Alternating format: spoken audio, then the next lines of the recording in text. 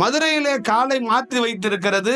இந்த யுகத்தில் மிஸ்டர், இந்த நாட்டை எவனுமே கேட்க முடியாது, எவனுமே பார்க்க முடியாது, நாங்க பண்றதுதான் சட்டம், நாங்க வைக்கிறதுதான் அதிகாரங்கள்ல, எல்லாத்துக்கும் முடிவுரை எழுதுறதுக்காக நானே வர்றேன்ப்பா தம்பி, கவலைப்படாதீங்க, நானே வர்றேன், களத்துக்குள்ள நானே பணி செய்ய போறேன், கலியுகன்னு சொல்றேன்ல, இதை கேட்கறதுக்கு எவனுமே இல்லைன்னு சொன்னேன்ல, நானே களத்துக்கு வருகிறேன், நானே செயல்படுவேன், வருகிறான் நடராஜன் என்பதை காட்டுவதற்காகத்தான் மதுரையிலே கால் மாற்றி வைத்திருக்கிறார். அதுக்குள்ள என்னன்னா சப்ஜூட்லாம் கிடையாது, நேரடியா களத்துக்கு நான் வர்றேன், பார்த்துருவோம். அன்னைக்கு இந்த உலகத்தில் இருக்கிற அத்தனை மனித அறிவில் படைத்த எல்லா பேருக்கும் சேர்த்து சொல்ற ஒரே செயல்தான், களத்துக்குள் நானே வருகிறேன், நானே ஒரு செயல் செய்கிறேன்.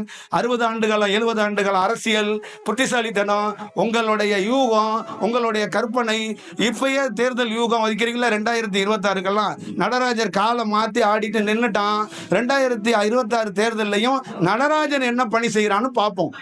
மனிதன் பணி செய்துட்டான் இவ்வளவு வருஷம், புத்திசாலித்தனமா அறிவு சார்ந்து வேலை செஞ்சுட்டான்ல, நேரடியாக களத்துக்கு வர்றான் நடராஜன்.